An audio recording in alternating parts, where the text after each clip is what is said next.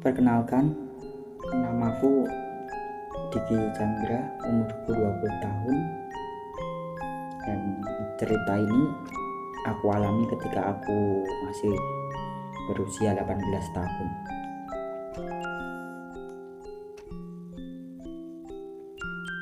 Aku tinggal di sebuah desa pinggiran kota.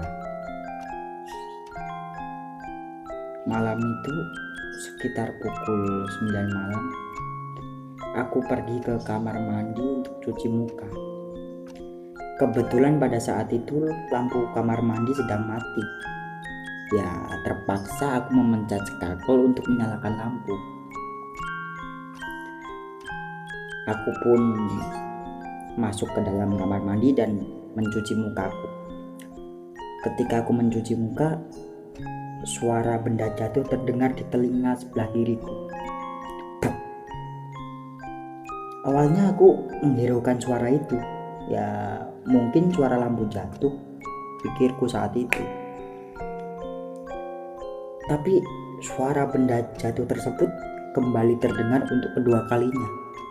Dan rasa penasaran muncul dalam diriku. Aku keluar dari kamar mandi, mencari sumber suara itu, dan aku sempat berdiam di depan kamar mandi sambil berpikir dari mana suara itu. Dan tiba-tiba suara itu terdengar lagi untuk yang ketiga kalinya. Ya, nggak salah lagi. Suara itu berasal dari bekas kandang sapi di belakang rumahku. Tanpa berpikir lama, aku bergegas menuju bekas kandang belakang rumah, berharap mendapat piring cantik. Suasana di dalam kandang begitu mencekam. Tidak ada penerangan satupun, benar-benar gelap. Hanya saja suara-suara hewan malam yang kudengar.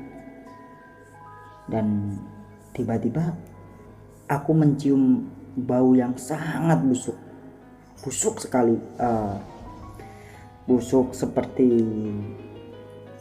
kelakuan.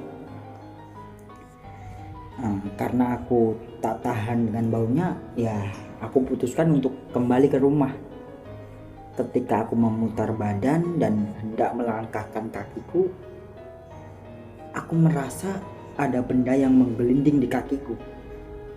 Aku sempat kaget. Aku ambil benda itu. Waktu itu aku tidak tahu persis itu benda apa, karena keadaan kandang yang benar-benar gelap, dan yang aku tahu benda itu berbentuk bulat. Aku kembali ke rumah. Aku mencari pencahayaan untuk melihat benda apa itu yang aku pegang. Ketika aku mendapat beberapa pencahayaan, aku baru tahu ternyata benda bulat yang aku bawa itu adalah sebutir telur ayam. Warnanya agak kusam kecoklat-coklatan, ya seperti telur ayam yang sudah lama. Yang bikin aku heran, di bekas kandang belakang rumah itu nggak ada ayam.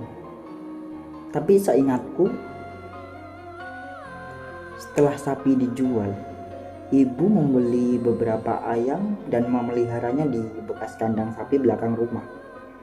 Tapi itu sudah 2 tahun yang lalu, dan ayam-ayam itu sudah mati.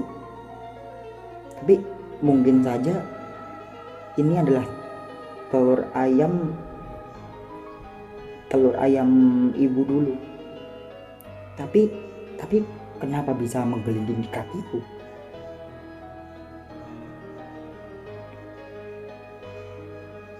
Keesokan harinya sekitar jam 5 sore, rumahku sepi.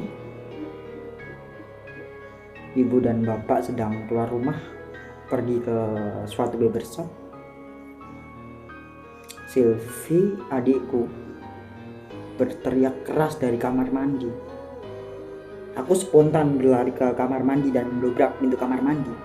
Aku kaget melihat Sylvie telanjang dan menutup matanya di pojokan kamar mandi. Ia menangis dan dia bilang tadi ia melihat sosok ayam tanpa kepala di dalam bak mandi. Aku sempat mengecek isi bak mandi dan isinya hanya air. Ya, tanpa berpikir panjang lagi aku menggendong Sylvie ke kamar tidurnya. Sylvie yang masih menangis dan syok tiba-tiba berteriak keras sambil menunjuk ke arah pintu kamarnya. Ketika aku menengok dan melihat ke arah pintu, aku benar-benar kaget. Aku melihat sosok ayam putih tanpa kepala. Sosok itu berlumuran darah dan berjalan perlahan menuju ke arahku. Aku berteriak sekeras-kerasnya sambil memejamkan mataku.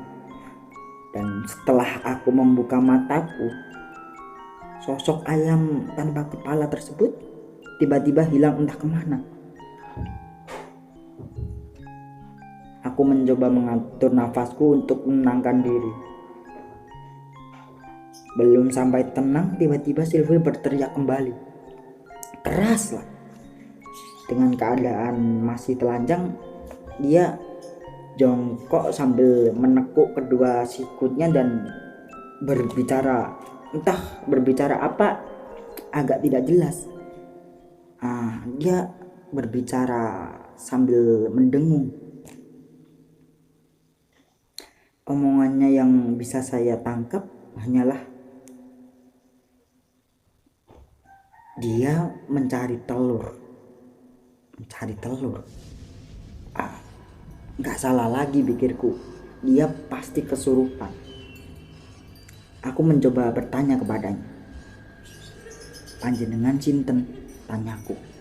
Dia menjawab, ayam. Itu jawaban dia. Dan tiba-tiba aku teringat sebutir telur yang kutemukan kemarin. Tapi sialnya, aku lupa menaruh telur itu. Aku mencoba mengingat-ingat kembali dan tiba-tiba Sylvie mengucap sesuatu hal. Aku berusaha memahami ucapan Sylvie yang agak-agak nggak jelas itu.